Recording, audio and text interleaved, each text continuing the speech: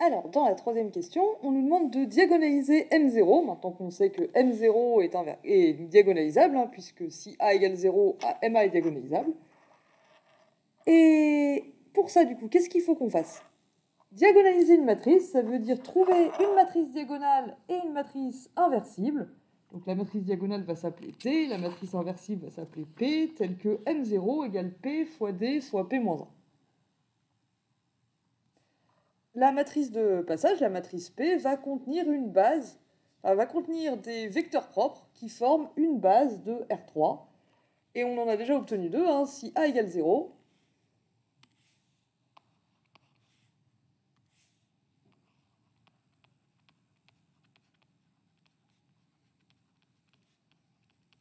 Donc ce qu'on a obtenu qui nous est utile jusqu'ici, c'est que si A égale 0, MA est diagonalisable.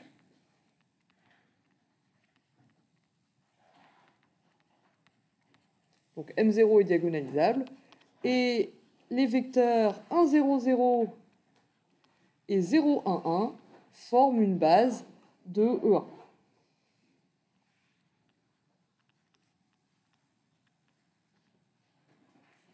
Il ne nous manque plus que une base du sous-espace propre associé à la valeur propre A. Vous vous rappelez, la deuxième valeur propre, c'était A. Et du coup, si A égale 0, A égale 0. La deuxième valeur propre, c'est 0.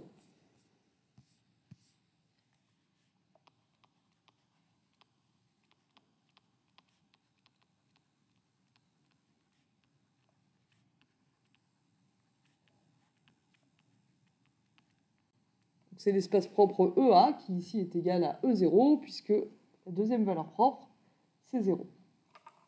Donc allons-y. Si A égale 0,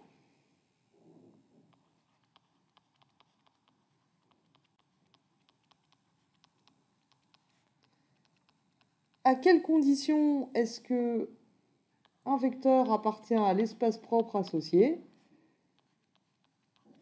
Eh bien, il appartient à l'espace propre associé si quand je fais M0 moins 0 fois identité fois le vecteur U, ça fait le vecteur nul. Du coup, ici, c'est juste M0. Et M0, vous l'obtenez en remplaçant tous les A qui sont dans la matrice MA par des zéros. Et vous obtenez la matrice... Alors que je ne dise pas de bêtises, cette fois, on obtient la matrice... Ah, trop loin.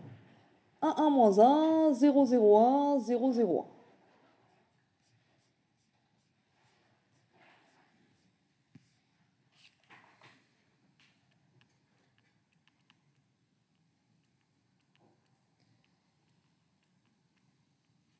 Et si je multiplie cette matrice par le vecteur x, y, z et que j'égalise au vecteur nul, ça va me donner x plus y moins z égale 0, deuxième ligne z égale 0, troisième ligne également z égale 0. Donc je crois qu'on a compris, hein, z égale 0. Inutile de le dire deux fois. Donc z égale 0. Et la première ligne me dit que x est égal à moins y, du coup avec le z qui disparaît puisqu'il est égal à 0. Et donc U, quelle tête il a? U, il a une tête de moins y, y, 0. Autrement dit, y fois le vecteur moins 1, 1, 0, avec y dans R. Donc E0,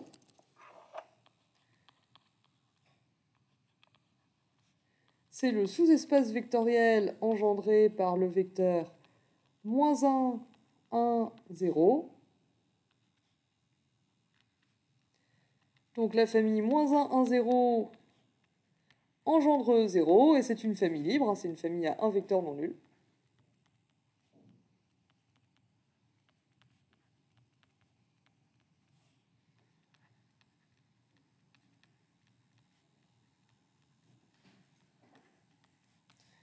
Donc c'est une base de 0.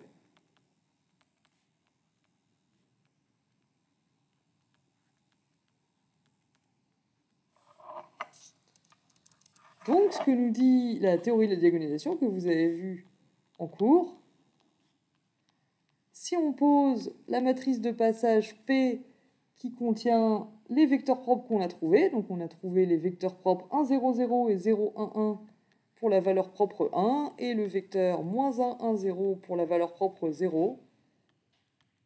Et du coup, vu que j'ai mis d'abord les deux vecteurs propres correspondant à 1 dans ma matrice diagonale, sur la diagonale, les deux premiers coefficients, ce sera des 1.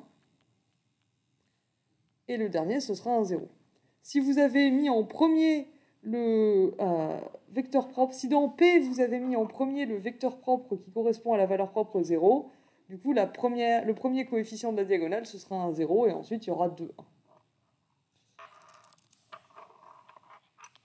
1. Et si on pose ça, on aura alors M0 égale P fois D fois P-1, et on ne nous en demande pas plus, puisqu'on ne nous demande pas de calculer la matrice P. La matrice P-1. La matrice P, on l'a, et la matrice P-1, on ne nous la demande pas, c'est écrit dans l'énoncé.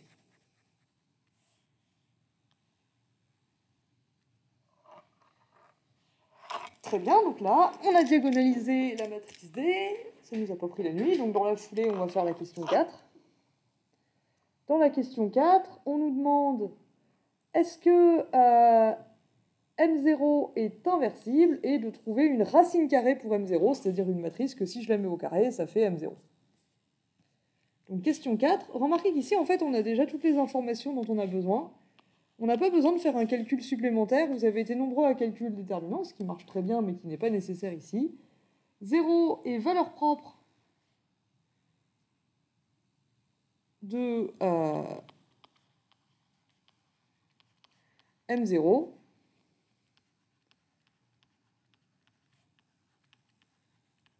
Donc le noyau de M0, le noyau de M0 moins 0 identité, donc qui est égal au noyau de M0, c'est l'espace propre E0. Et un espace propre, ça ne peut pas être l'espace vectoriel nul.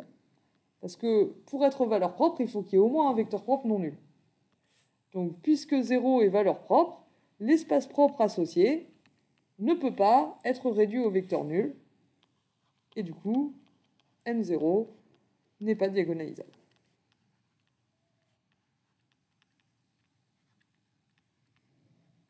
Sinon, vous calculez déterminant de M0, vous devriez vous apercevoir tout de suite que ça fait 0. Ensuite, une racine carrée de M, de M0. Donc là, ce qu'on peut remarquer, c'est que toutes les valeurs propres de M0 sont supérieures ou égales à 0.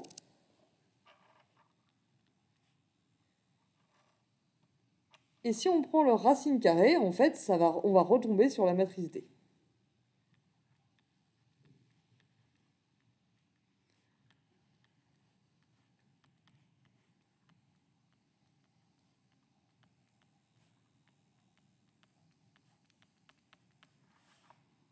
Donc autrement dit, D carré égale D, en fait.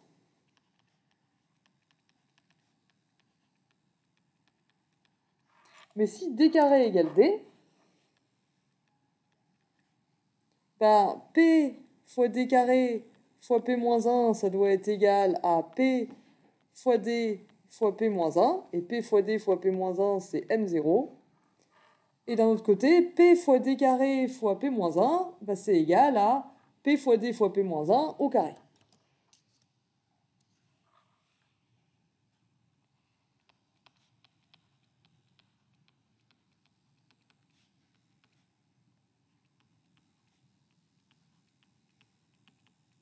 Donc ça, normalement, c'est un calcul que vous connaissez bien. Hein. C'est parce que P fois D fois P-1 au carré, c'est égal à P, D, P-1 fois P fois D fois P-1. C'est-à-dire, les P-1 P au milieu se simplifient et ça nous fait P fois D fois P-1 qui fait 8.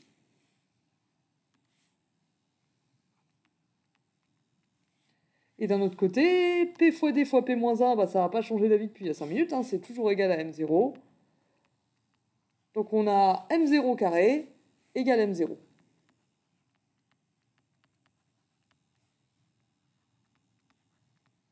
Donc on peut prendre la matrice n qu'on nous demande, on peut prendre n égale M0. Et c'est tout ce qu'on avait à faire dans l'exercice 1. J'espère que c'était clair et je vous remercie de votre attention.